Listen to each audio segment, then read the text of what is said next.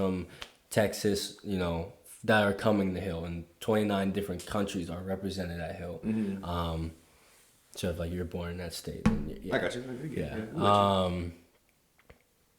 So yeah, I don't know where. I don't know where he was going with that. I don't know where I was going with that, but it's kind of like attacks, like Yeah. you know, like. I was happy I was able to get the best of both. Okay. That's pretty much where I guess. You went all the way around to get us there. Around, That's cool, bro. But you mentioned something very important, and it was, and I didn't think we are gonna even go here today. That was not in the notes. Yeah, it was not in the. That was not in the notes. But being the only black kid in a classroom, I feel like a lot of people, even white people that are watching this, can relate to this. We all know that moment, at least if you live in Pennsylvania. But I'm pretty sure most schools do this. When you're reading To Kill a Mockingbird, and you're the only black kid in that show, bro.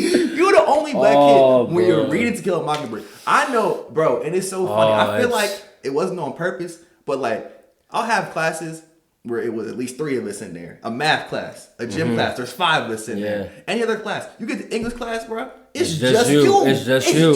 It's just you. It's just kind of how it so works, awkward, I guess. Man. It's so awkward. We had one teacher. She was making people say the N word, bro. Really? Yeah. Wilding. She was like, "You're gonna read it."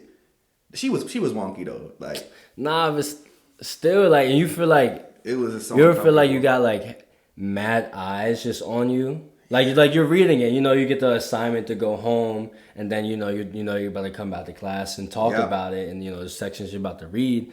But when you go home and you read that, it's like, dang, we're gonna have to talk about this when we get back to school. It's so uncomfortable. And you know how it's gonna go. People are gonna look at you.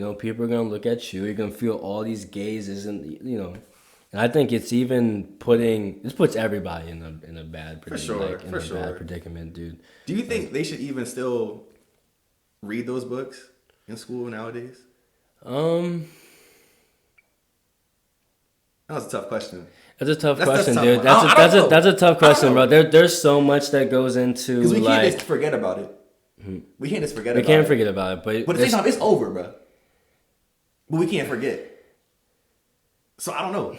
There's so much that goes into that that I feel like, you know, talking to like a, you know, administrator or somebody that like, you know, actually goes into planning the syllabus, because there's a lot that goes into like schools, and that's a big topic of discussion now. You're right. About the STEM history stuff, right? I was having an argument with somebody because they were talking about how they're trying to get rid of a bunch of the STEM stuff in high school. What is it? Like science? Yeah, like science, like math. I don't know what STEM even stands for. But because they're saying, if you're going to go to college to study business, like, why are you going over biology in high school? So they're really having a debate on, like, what you're going to do and what they should be teaching the students. And, I mean, I think, Eric, they should be teaching taxes, bro. Oh, yeah. How to do your taxes. Yeah. How to invest. There's a lot of stuff that they should be teaching. But like, they don't even really get into it. You know, they have, like, what? F&C, like family and consumer science, so that like it was so dumb. They teach you how to cook what, spaghetti? I'm gonna say this in that class. So I made some mean crepes, bro. Crepes, no crepes. No, I liked it, but like there's cool. certain lessons that should definitely be taught more so that you're gonna need to use, like rent. Yeah, how to pay your bills. How to pay your bills, like how to file taxes, like it's crazy. There's stuff like that. But I haven't heard about the whole STEM thing. I know they're talking about like certain history lessons and like what should and should not be included in history and what has been blocked. For that, bro. Yeah, they're fighting. I think there's this, especially now. We all know what's going on, bro. COVID, left, right, leaning, whatever you want to argue about. But at the end of the day, I think we need to focus on just loving each other and being kind. There should be a kindness class. How to be polite. Because you see some people, bro, just crazy out here. Rude and ignorant, and just like I heard a story today, bro. I was getting my hair cut and looking fresh. Thank you, I appreciate it. But I'm getting my hair cut, and they said that I won't get into the details and I'll spare the details, but pretty much my cousin's trying to start a show and in his barbershop. And they said that the cameraman walked outside to go to his car and got jumped, bro. Bro, that's crazy. Why you start laughing before you even start saying that story, bro? It's not funny. No, it's not funny. It's not funny. But like, he got jumped, and usually, you know, if you get jumped, like they're probably trying to take something from you, or like take your money, take your phone, take your keys or something. If you got equipment on you, take that. They said bulls just jumped him just to do it. They didn't even take anything. They didn't even take anything, bro. And this is what we're talking about upstairs. Just to have fun, like. That's why I'm trying to tell you, bro. I'm looking at the youth because you know I'm in the TikTok and all that stuff. Yeah. I'm in the circle. I see what's going on. I watch them. This because you got to know your audience, right? If you're good at marketing, like I am.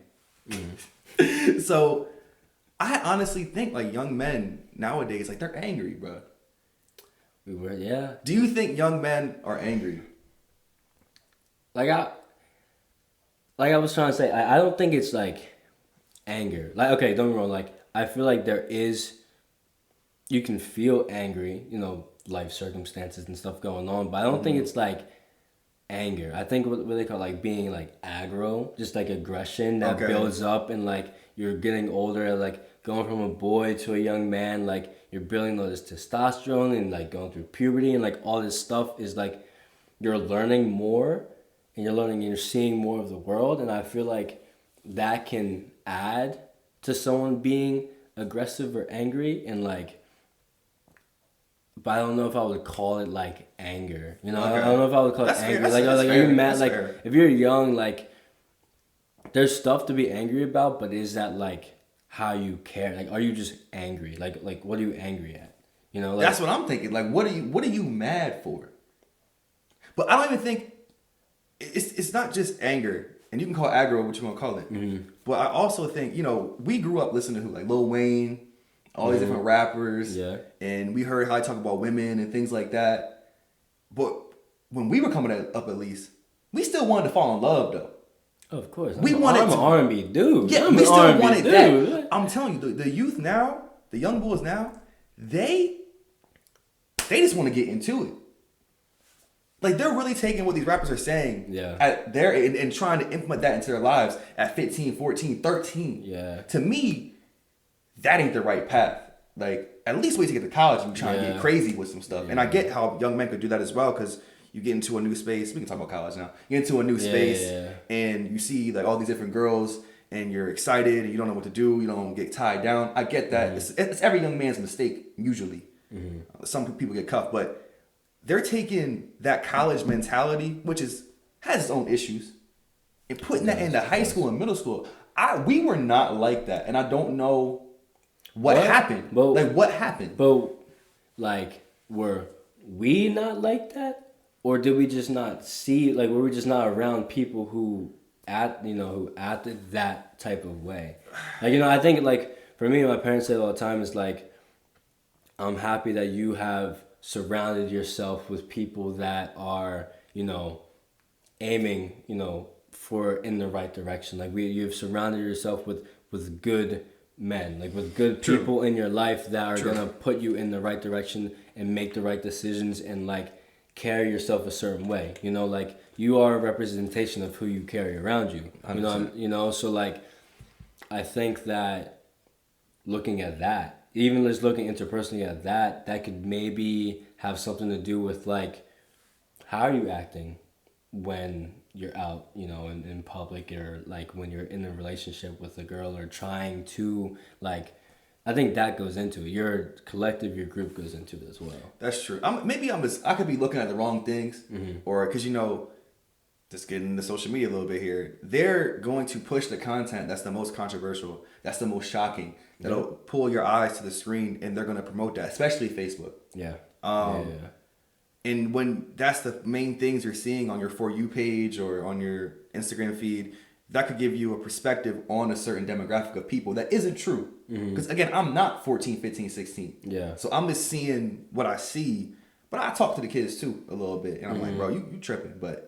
Like, speaking of tripping, have you been like, I don't want to like plug this at all. No, we can't. No. Put names on this, bro. No, not names. But have you even seen like the devious licks?